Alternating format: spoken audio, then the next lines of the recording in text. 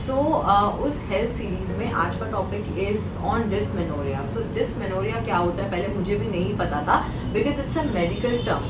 But ये कुछ नहीं होता, पेनफुल पीरियड्स होते हैं जिसमें पीरियड्स में एक फीमेल को एक हद से ज़्यादा आई थिंक प्रॉब्लम होती है, ज़्यादा पेन होता है।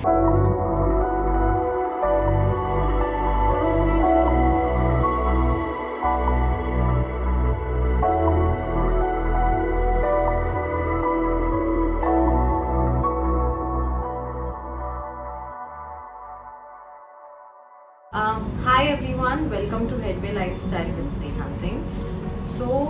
आज का जो व्लॉग है it is going to be a very special and very useful vlog. But before we start with this, I want to thank all the subscribers and all the new people who are going to watch this vlog. Thanks a ton for 600 subscribers. We've already crossed the mark of 600 subscribers. It's a very big thing for me because when I started this YouTube channel, मेरा ऐसा कोई intention नहीं था कि मैं इस level तक फटाफट पहुँचेगा vlog या इतने fast subscribers grow करेंगे. So thank you to all of you all who have subscribed my channel, also who have helped me gain more followers, share करके and लोगों को बता के channel के बारे में. So thanks a ton for that.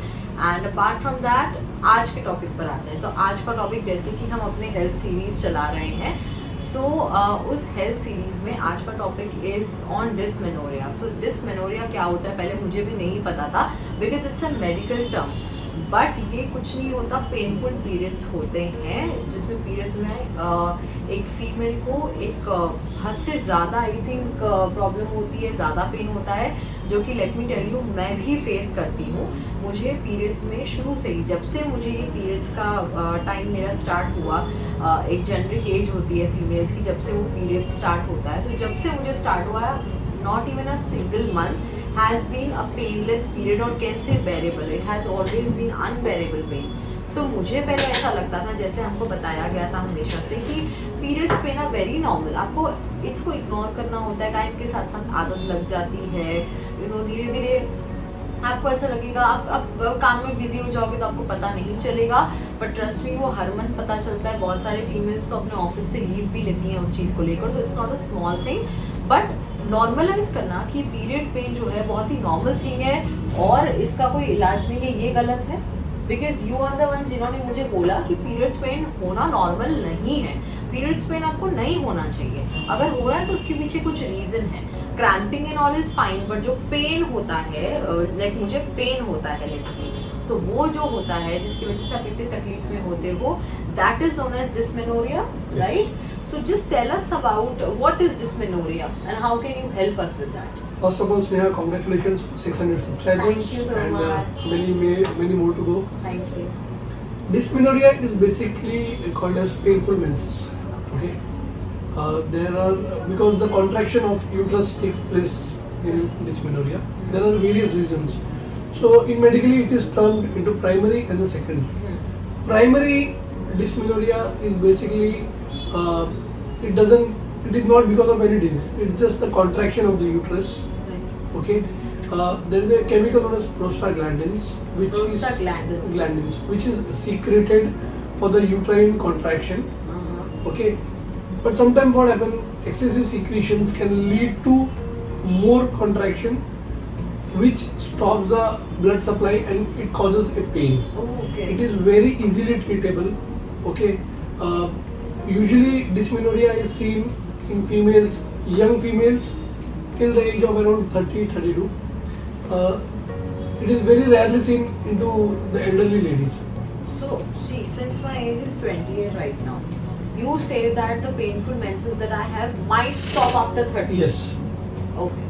So now the secondary dysmenorrhea, it is caused, there are various medical reasons. First is endometriosis. There is a tissue lining on the uterus, outside the uterus. Okay. So whenever there is like bleeding and all in the endometriosis, the pain starts. Secondly, there is adenomyosis, where the tissue lining is inside the uterus. Okay. Then there is pelvic inflammatory disease. It is also one of the reasons to cause dysmenorrhea. Fourth, fibroids, which is nowadays very common in females, which leads to excessive bleeding also.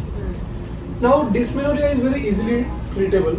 There are various medicines available in pharmacy, like cyclopam and spasmodart. These are all painkillers, right? Yeah, but it is like when you treat primary, so it goes by the time and all. Like secondary dysmenorrhea, you have to take medication to treat the root cause. Like I told you about endometriosis, adenomyosis, pelvic inflammatory disease, and fibroids. Once the disease is treated, the contraction or the pain it settles down on its own. Correct. Okay, so it is as obvious like treatable with medicines and all. Okay, so I have two questions. First thing, जो primary आपने मुझे बताया, primary और secondary दो type के होते हैं, right? तो जो प्राइमरी आपने बताया वो बोला 30 साल के बाद यूजुअली लोगों को दर्द धीरे धीरे कम होके खत्म हो जाता है ना? तो मेरे केस में अगर मैं समझूं कि वो प्राइमरी है, ठीक है, एंड वो 30 इयर्स के बाद खत्म हो जाएगा, तो क्या मुझे 28 इयर्स की मैं हूँ, मुझे 2 साल पेन झेलना चाहिए या मुझे अपने डॉक्टर को कंसल्ट करना चाहिए?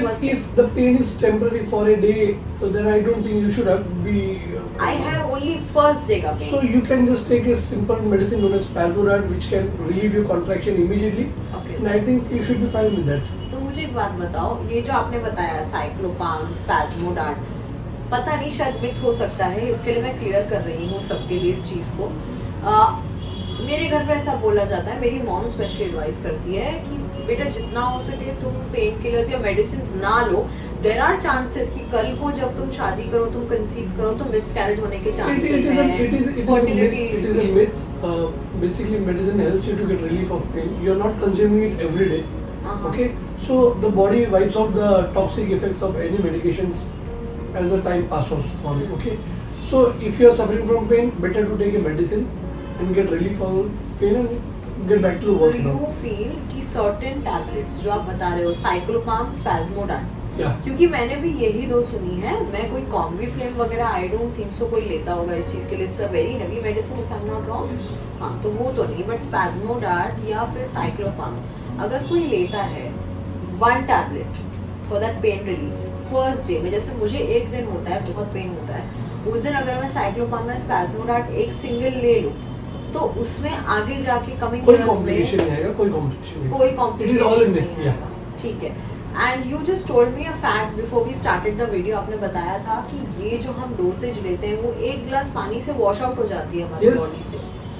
ठीक है। The body itself throws out the toxic things from the body. तो अगर मैं ओवर द इयर्स, जैसे कोई समझो ये वीडियो कोई 17-18 साल की लड़की देख रही है, उसको तो बहुत टाइम है कल को शादी करने के लिए। She should contact her family physician and tell her about the problems. Maybe the simple medications can help her because she has to go for study, she has to go for work or be calm. ठीक है। उसके अलावा ये जो साइक्लोपाम, स्पैस्मोडाट है वो तो काफी लॉन्ग टाइम के लिए लेगी। हाँ, but तो कोई प्रॉब्लम नहीं कोई प्रॉब्लम नहीं।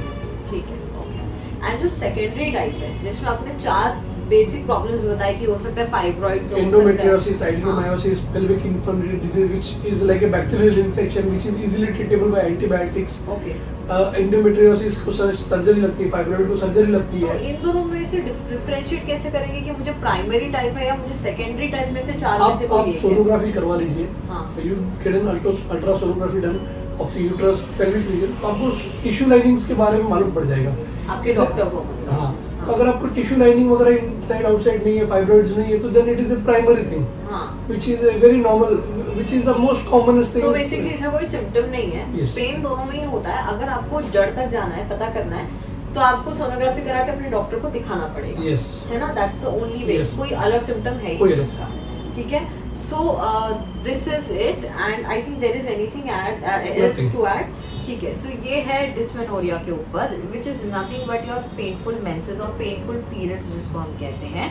PCOD, PCOS is a different thing altogether. Yes. जिसपे we are going to come up on a vlog, हम वो vlog लेकर आने वाले हैं। We are going to come up with a vlog post this vlog. इस vlog के बाद मैं PCOD, PCOS के ऊपर vlog अलग से डालूंगी आपके लिए। एंड डिस्मेनोरिया को PCOS या PCOD से मिक्सअप मत करिए, it's a very different thing. Painful menses is not PCOD and PCOS, सो उस पर हम बाद में आएंगे। बट फिलहाल अगर आपको पेनफुल मेंसेस हैं और आपको लगता है that it's really painful, it is not that normal cramping and bloating, वो नहीं है अगर, तो आप प्लीज़ दिखाइए. By the way, since we are talking about this, I will just share few things with you कि अगर आपको थोड़ी सी क्रैम्पिंग हो रही है, ब्लोटिंग हो रही है, गैस्ट्रो प्रॉब्लम्स जो होती हैं, जो यूजुअली पीरियड्स के टाइम पे होती है, what I do is there is always that दादी माँ के नुस्खे that we use at home. So if you have that very bad bloating and all that, I think asafoetida, which is also known as hing, I personally do it. It's not about the taste. You can try it if you want. Take a glass, half glass of light lukewarm water. उसमें थोड़ा सा एक pinch of asafoetida मैं डालती हूँ या हींग डालती हूँ और मैं उसको पी जाती हूँ. At the very moment my period starts, not that मेरा पेन बढ़ गया है, हालत ख़राब हो गई है, फिर मैं उसको पी रही हूँ. मैं शुरू में ही थोड़ा सा पी लेती हूँ. मेरे लिए तो ये काफ़ी हो जाता है. जिनको बहुत एक्सट्रीम ब्लोटिंग होती है, आई थिंक वो नाभि में एसाफोएटिडा लगा लेते हैं, हींग लगा लेते हैं, उसका पतला सा पेस्ट बना के. I think that might help. You can try that. मैंने एक और चीज़ सुनी जो अजवाइन होता है, which has that anti gastro properties. तो आप चाहो तो थोड़ा सा, अगर आप तीखा बहुत होता है, अगर आप चबा सको तो आई डोंट डू दैट, या गटक सको उसको पानी के साथ, तो बट मेरे लिए हींग works very well. You can try that. But if you have that extreme pain, it's not just the cramping, please go and show it to your doctor because periods pain are not normal at all. पुरानी चीज़ें भूल जाइए जहाँ पर आपको बोला जाता था कि इट्स एब्सोल्युटली नॉर्मल, बस सहन करो सहन करो.